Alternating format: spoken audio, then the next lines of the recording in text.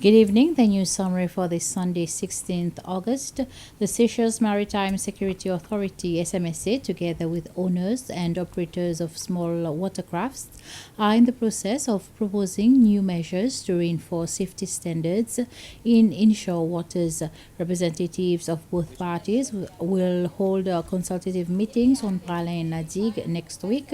On May, the meeting was held earlier this week at K House in Victoria and was facilitated by SMSC representatives, including the CEO, Captain Jacques Valmont, the board members, including Chairman Veronique Laporte. Ms. Laporte said the new safety measures will take into account the increase in the number and type of leisure activities taking place in the waters up to 800 meters from shore. We also encountering a lot of problems with reckless operations within the inshore. And in fact, there is a task force that is already here that is looking at the various activities. But one of the things that came to the board was that they don't have anything in their hands to be able to regulate, so that we can all understand what we need to do, how we need to operate within that designated area that is going to be clarified in the regulations. So we are tackling this to make sure that safety for everybody, safety for the people who's swimming around the areas, around the shore, safety for the people who's also operating the vessels, so that we all can enjoy the inshore area of the islands. The police, together with the Land Waste Management Agency, have started issuing warnings to owners for the removal of derelict vehicles along public roads.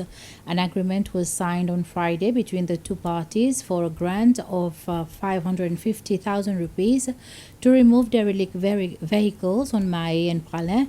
This project, first of its kind, will be jointly managed by the police and the Environment Department to remove such vehicles which cause traffic blockages, harbor pests, and cause the accumulation of waste.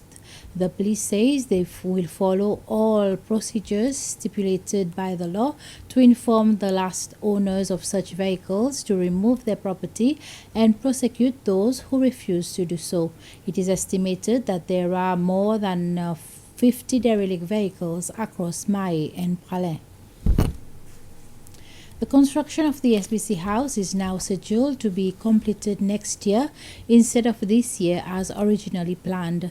The project manager, Derek Ryu, explained that one of the major setbacks was that foreign workers could not travel into the country because of the COVID-19 pandemic. He said, however, that structural work is almost completed and roofing work should start in the coming weeks. Mr. Ryu said that finishing work will start soon after, including the installation of mechanical and electrical systems.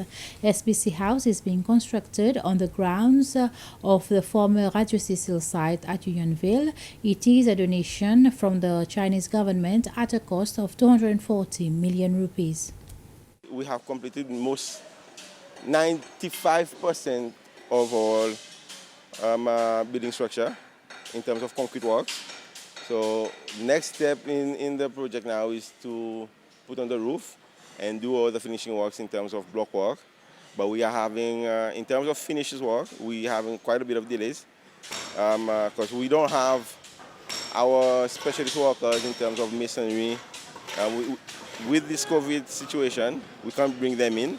One of the most critical parts of this project, which is the mechanical and electrical. And again, these are specialist works, and we need specialist workers to come in to do these works. And until the border is open, we can't do much.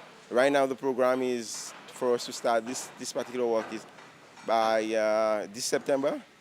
And if this gets delayed, the project will be delayed, because this is the core component of this project. That's the end of this news summary. Join me at 8 for the news bulletin in Creole. Until then, have a pleasant evening.